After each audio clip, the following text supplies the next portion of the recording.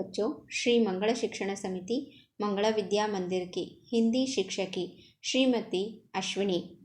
बच्चों, पिछले कक्षा में हमारे राष्ट्रीय प्रतीक पाठ में 3 विभागों को हम लोग पढ़ते।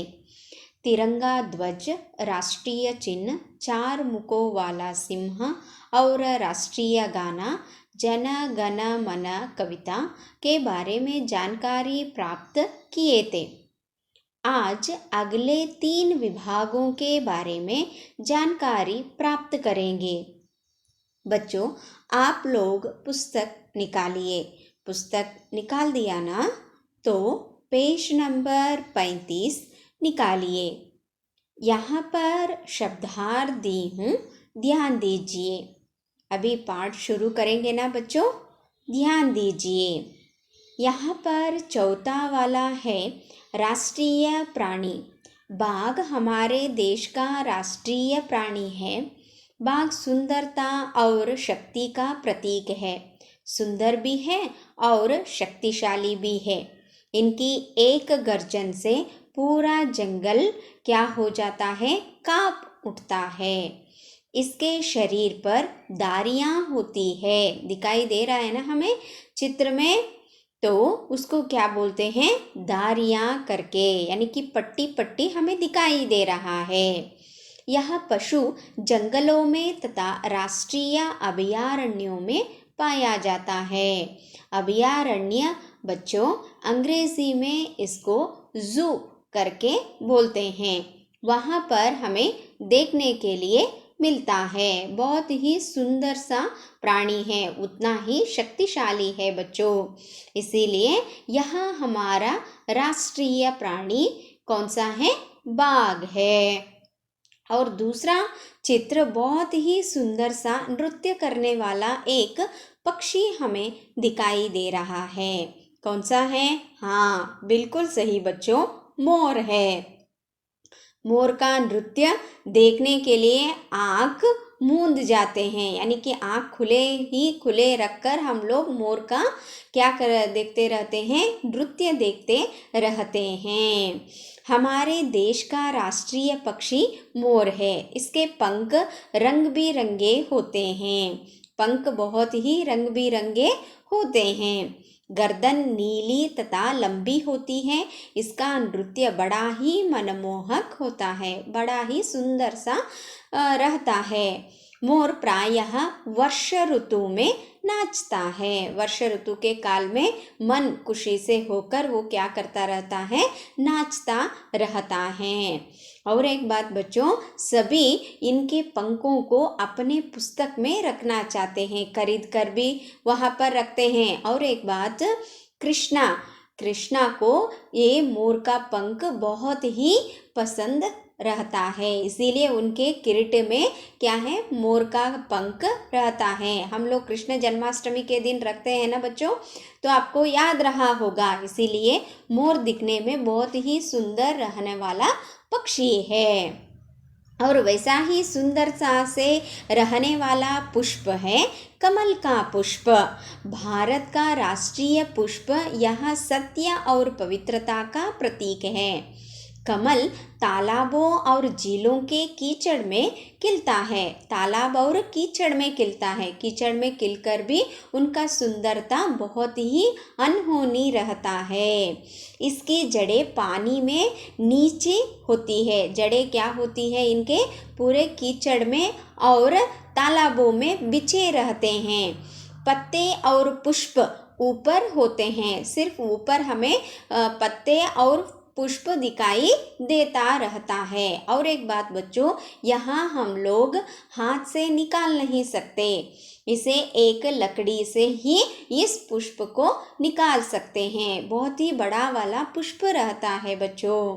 समझ में आ गए ना? यहाँ ये सभी चिन्ह देश की स्वतंत्रता, एकता और गौरव को प्रदर्शित करते हैं। इनका सम्मान करना हमारा कर्तव्य है, यानी कि भारतीय हर एक व्यक्ति का कर्तव्य है। समझ में आ गया ना बच्चों, क्या क्या है, किस किस तरह इनका महत्व है करके।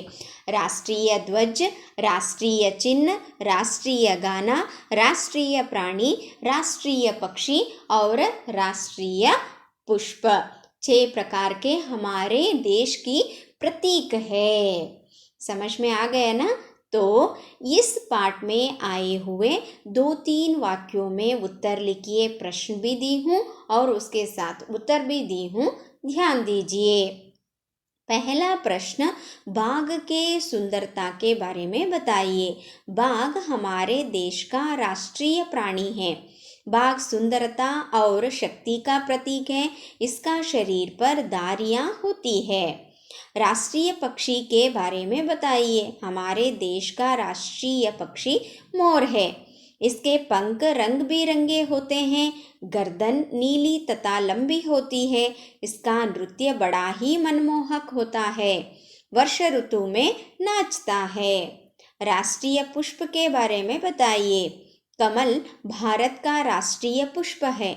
यह सत्य और पवित्रता का प्रतीक है। कमल तालाबों, झीलों के कीचड़ में खिलता है। इसकी जड़ें पानी के नीचे होते हैं। पत्ते और पुष्प ऊपर होते हैं। इस पाठ में आए हुए व्याकरण विभाग दी हूँ, ध्यान दीजिए। विलोम शब्द लिखिए।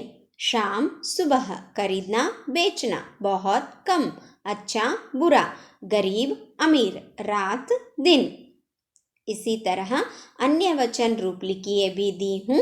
देखिए, बच्चा बच्चे, गली गलियाँ, केला केले, नौका नौकाएं, पुस्तक पुस्तकें, प्रति प्रतियाँ। समझ में आ गया ना। तो दिए गए निर्देशानुसार वाक्य बदलिए। यह बहुत ही प्रमुख है बच्चों और बहुत ही सरल है। वर्तमान काल में आपको इसे परिवर्तन करना है। मेरे पास चप्पल नहीं है, यह वर्तमान काल में परिवर्तन करना है। किस तरह? मेरे पास चप्पल नहीं है, क्योंकि वो भी वर्तमान काल में ही दिया है, ये भी वर्तमान काल में ही है। दूसरा है, एक बिस्तर की चादर गायब। इसको क्या करना है आपको? भूतकाल में परिवर्तन करना है। एक बिस्तर की चादर गायब हुई। देखो, पहले हुई नहीं है, दूसरे में हम लोग भूतकाल बनाते समय हुई है दिया है। और तीसरा है, उसमें पैसे नहीं थे। इसको कौन से काल में परिवर्तन करना है बच्चों? भविष्यत काल में। उसमें पैसे नहीं होंगे, होंगे या नहीं होंगे पता नहीं, इसीलिए नहीं होंगे शायद करके जो बोलते हैं वह क्या है? भविष्यत काल।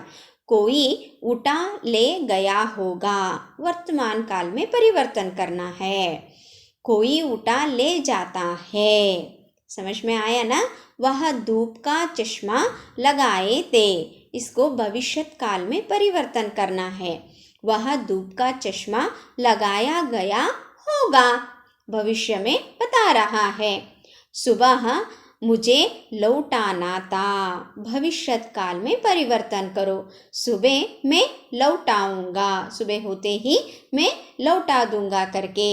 यहाँ आपको सीखना है, वर्तमान काल में रहने वाले वाक्य को भूतकाल में, भविष्यत काल में आपको परिवर्तन करना है। कभी कभार मैंने पहले दिया है ना, मेरे पास चप्पल नहीं है, वर्तमान काल में ही है, लेकिन आपके सूझबूझ को देखने के लिए वहाँ पर वर्तमान काल में परिवर्तन कीजिए करके ही दिया जाता है।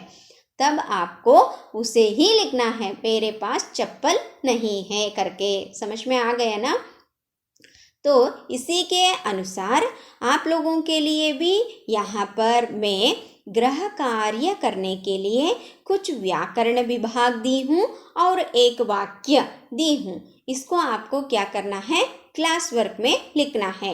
एक वाक्य में उत्तर लिखिए, वाक्यों में प्रयोग कीजिए, विलोम शब्द लिखिए। यह सब आपको क्लास वर्क में लिखना है बच्चों। एक वाक्य, 2-3 वाक्य, व्याकरण विभाग और काल में परिवर्तन करना, वर्तमान काल, भूतकाल, भविष्यत काल। समझ में आ गया। तो बच्चों, आपको आज का विषय जो है हमारे राष्ट्रीय प्रतीक, यह पाठ समझ में आ गया है करके मैं समझती हूँ। धन्यवाद।